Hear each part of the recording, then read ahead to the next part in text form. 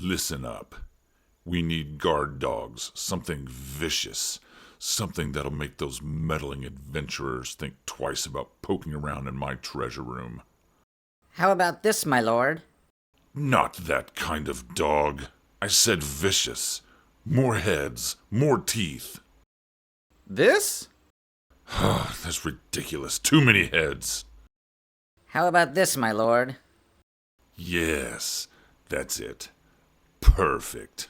Hello, dungeon hackers, and welcome back to the channel. Today we are diving into the terrifying depths of the new monster manual to explore one of D&D's most unsettling creatures, the Death Dog. Death Dogs are plagues on the arid lands they inhabit. These vicious two-headed canines ambush creatures they perceive as weaker than themselves. Favoring the wounded and sick, they attack recklessly, infecting as many creatures as possible with their diseased jaws. If driven off, death dogs linger close to their victims, letting infection weaken their prey before they attack again. Death dogs aren't just two-headed mutated canines. They are the essence of death and decay. Their two heads symbolize their duality of life and death, the physical and the spiritual. It is even rumored that they can see into the domain of death, and that this is how they can track their prey, by sensing who is closest to this new domain. They prefer to live in barren wastelands and deserts where the sense of dread already sits heavy on the hearts of the adventurers. These scavengers and opportunists won't just charge into the fight. They'll hang back and try to pick off the weakest of the party. Try using these to create an atmosphere for your players along the adventure, especially in the middle of a travel session. We just did a video on travel, which you can see in a tag linked up above. But during their whole journey, have them hearing howls off in the distance that just follow them along and build up the anticipation of what's to come. Now, when they do choose to close in for battle, what is that going to look like? Well, let's take a look at their stat block and see exactly how to use them in combat.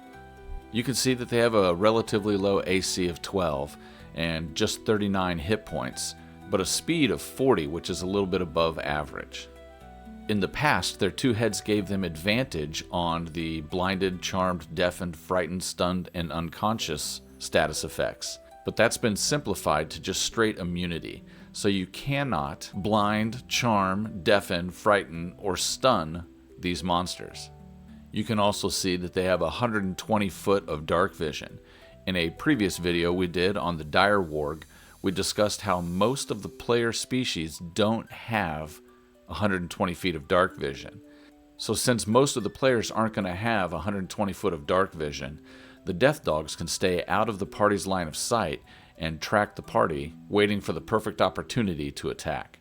When it is their turn to attack in combat, they get 2 bite attacks, one from each mouth. The bite attack is +4 to hit and does 4 damage. If the target is a creature, it is subjected to the following effect: Constitution saving throw, DC 12. The first failure, the target has the poisoned condition. While poisoned, the target's hit point maximum doesn't return to normal when finishing a long rest, and it repeats the save every 24 hours that elapses, ending the effect on itself on a success. Subsequent failures, the poisoned target's maximum hit points decrease by 5. So unlike most effects in the game where your subsequent saving throws happen in the next round, these saving throws don't happen for 24 hours. And that means that if you don't have some method of removing the poisoned condition, your character is going to remain poisoned for the entire day, giving them disadvantage on attack rolls and ability checks. Now, the DC of 12 isn't super high, but these are just CR1 monsters, so you're probably fighting these in the lower levels anyway. So this can be a very debilitating effect to apply to a character, especially if they're in the middle of a dungeon and have no place to go to rest. Now, they do have a fun little table to give you some inspiration on what it looks like with this long-lasting effect. The Death Dog's Malady Causes table gives us 6 options that we could choose, or we can create our own. So while they're poisoned, marks from the canine's jaws may appear on the victim's body as if they were still being mauled. I think of this as the next day when they make their saving throw. If they fail, suddenly more jaw marks appear on them. Now again, this doesn't have any game effect, but it's a fun little bit of flavor to add. Could also be things like it causes the victim's flesh to rot like a corpse, or maybe the victim's body looks like it begins to wither. Now, the fact that the poisoned condition and the effect lasts so long kind of informs us as to how the death dogs probably act within combat. As it was already stated in the lore, they like to poison somebody, and then if they're driven off, just hang back and wait for that player to perhaps die of their wounds eventually, or maybe just become weaker. So these ambush predators are probably going to just hit and run. They may come in and try to bite a couple of people, and then retreat and just hang back and see what happens. They may also just be tracking the party and hanging back, waiting for the party to get in a fight with something else. And then once the party is weakened, they can charge in and try to take out one of the weakest characters that is perhaps low on hit points.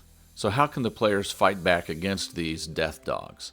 Well, if you are foreshadowing the entrance of these death dogs with howls and stuff throughout the night and throughout their travels, you might consider giving the players a ability check to see if they know what is making those noises. And if they recognize what it is, then they may be able to prepare and be ready for them to attack. Maybe focusing on setting up some defenses or ranged attacks to keep them from getting within bite range. And as they are opportunists, if they get hit with a bunch of ranged attacks before they have the opportunity to close within the party, then they may call off the attack altogether. There are a couple of relatively low-level spells that can remove the poisoned condition. Lesser Restoration is a level 2 spell, and it's just a bonus action, and you touch a creature and end one condition on it: blinded, deafened, paralyzed, or poisoned. Also a second level spell, though this one is an action, but it does have a duration of a full hour. Protection from Poison says you touch a creature and end the poisoned condition on it. For the duration, the target has advantage on saving throws to avoid or end the poisoned condition, and it has resistance to poison damage. So even though the death dogs don't do poison damage, if you have heard the howls and made a successful check and know that you're about to be attacked by death dogs, and you know what death dogs do, then this might be something that you would put on one of your players to help protect them from the death dog's bite, or something that you might cast on them after the fight if they are poisoned to remove that condition. Now at the lower levels, these are really the only 2 spells that can take care of this situation. But they are both spells that are available to several different classes, so that may work out. For a slightly higher level party of, say, 5th level adventurers, a medium encounter would be against 5 death dogs. If we look here, we can see 5 death dogs approaching the party. On their turn, they may charge in and attack a couple of the weaker players, and then turn and retreat, knowing that they're only going to get 1 attack back from each of these players, and their extra 40 feet of movement speed can get them out of range pretty quick. Now the party has to decide, do they try to pursue them to keep them from coming back later, or do they just wait for the death dogs to come back later? The death dogs might also come in and attack while the party is camping. Especially if they haven't advertised that they're coming, the party may not be prepared for them, and the death dogs may be able to come in and maul whoever is currently on watch without alerting the rest of the party. So there you have the death dogs, and a few suggestions on how to use them within your game. Let me know in the comments below what you think of the death dog. Do you think this is a strong lower CR monster? And do you like the lore that is attached to it? Let me know in the comments below. Like, subscribe, hit the notification bell. And if you do want to include these in any kind of travel, then check out this video right here where we discuss travel in Dungeons & Dragons.